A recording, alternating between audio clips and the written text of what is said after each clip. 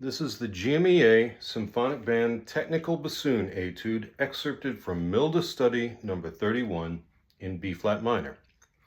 I'm going to play it through at a decent practice tempo, talk you through some of the challenges I come up against with this, and then I will set the metronome and give it a go at more of a game tempo.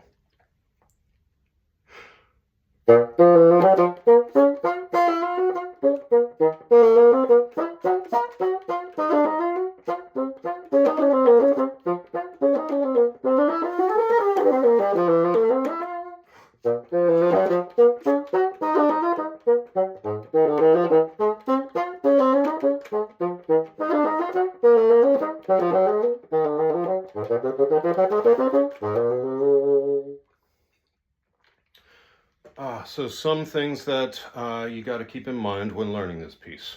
First off, you always have to think ahead. You always have to move ahead.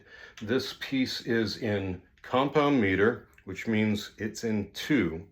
And while you will spend most of your learning process in 6, it's got to have some forward motion.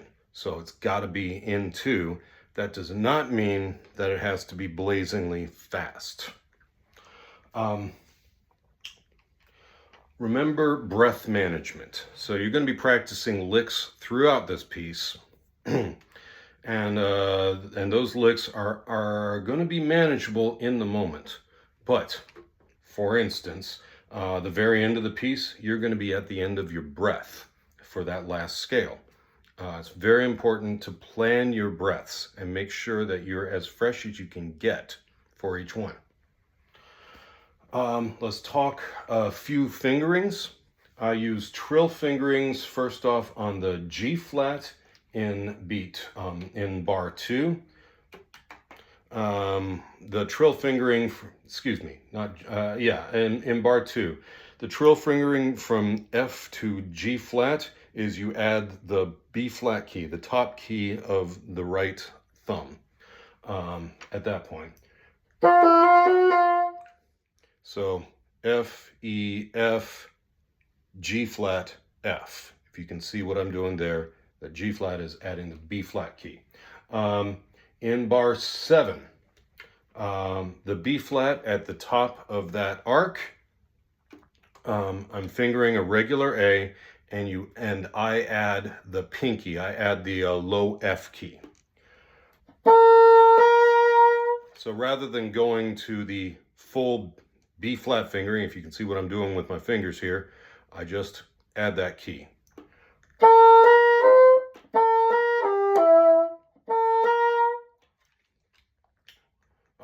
In bar 8, for the E natural, I have a hard time getting the C to E natural interval to come out cleanly. So I finger that E in the right hand with just fingers 2 and 3, not the full E fingering. So 1, 3 in the left hand, 2, 3 in the right hand. This is a very useful fingering for E. It helps to slur to it, and I call it the llama fingering.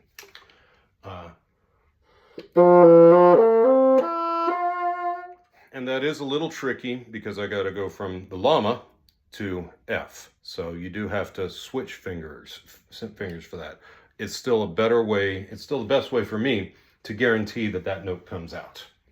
Still talking trill fingerings. I'm almost done. In bar 14, for those E flats, I have a hard time getting the full E flat fingering to work that quickly. So I go for the trill E flat fingering, which is D plus the second key from the bottom under your left thumb. And finally, in bar 15, going up that articulated scale,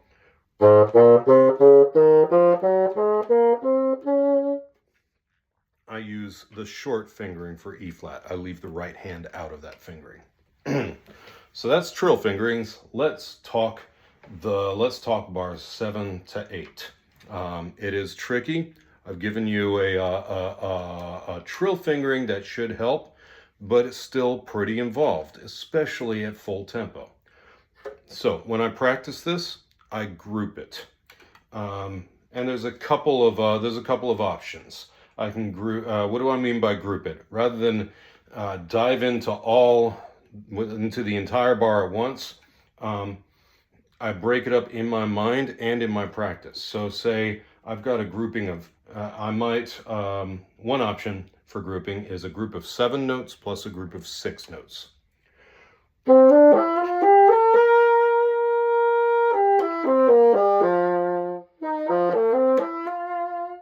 And then another group of 6 for the very end.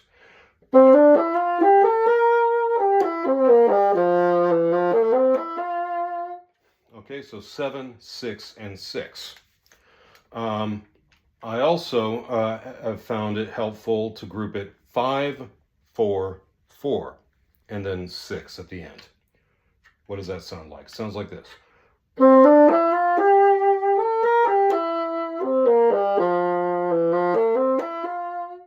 So you hear how I'm grouping.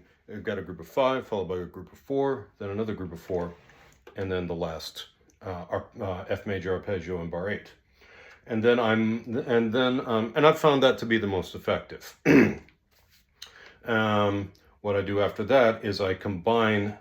I stick to the group of 5, hanging on that G, but then I combine the rest.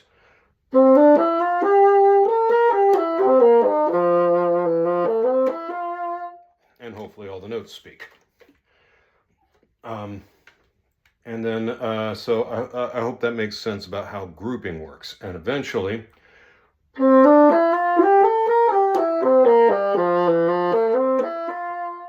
the groups are still there, but I take the pauses out.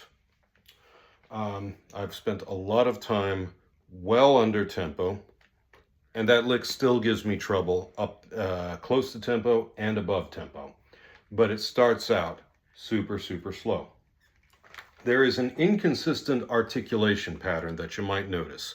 Now, I play the articulation that GMEA published, and that's important that you do that. That's the music that you're given. But you may have noticed that that the figure of 4/16 of an eighth and 4/16 notes going into the next beat, another eighth, is slurred differently. The very first beat. In the very first beat, in the very first bar of the piece, those 4/16 notes are slurred together and the next eighth note is tongued. But later on in bar 14,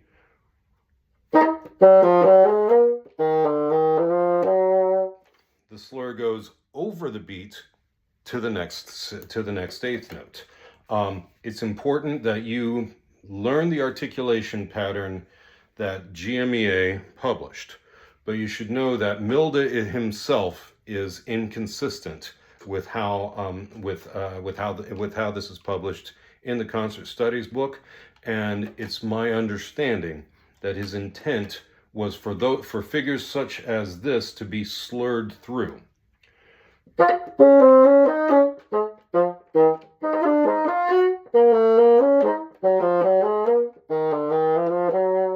But, like I said, you should practice this the way it's published. But if that inconsistency bothers you, there's a good reason for that. It is inconsistent. Finally, be patient with yourself. I've had to be very patient in preparing this video. Practice the licks every day. Practice each individual lick every day. They will get easier. Be under tempo longer than you want to be. Okay? I've been under tempo longer than I want to be. You be under tempo longer than you want to be. Don't push to 88 if you're not ready. You want to give a comfortable, non-frantic performance. And 88 to my ears is still frantic. I'm not going to demonstrate it at 88. Your audition will be where it is. You want to present a comfortable, relatively polished product. The ultimate tempo is less important than that you bring the feel of the piece. Remember, it is in 2. You will be practicing in 6 for a long time.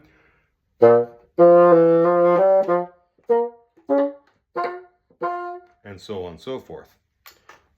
But ultimately, you want to be in 2. How fast that 2 is, you just got to feel it. Now I'm going to set the metronome not quite at 88. And we'll see how I do.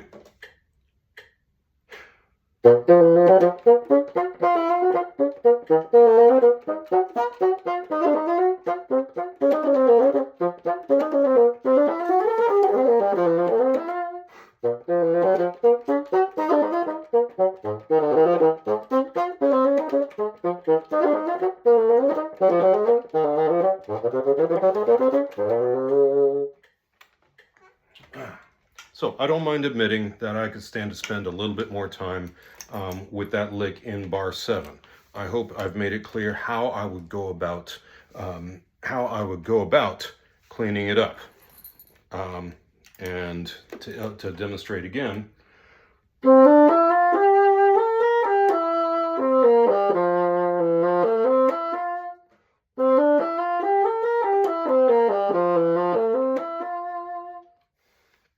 It is tricky.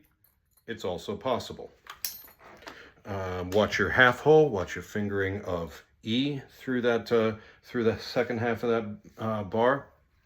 And I wish you the best of luck in your preparation.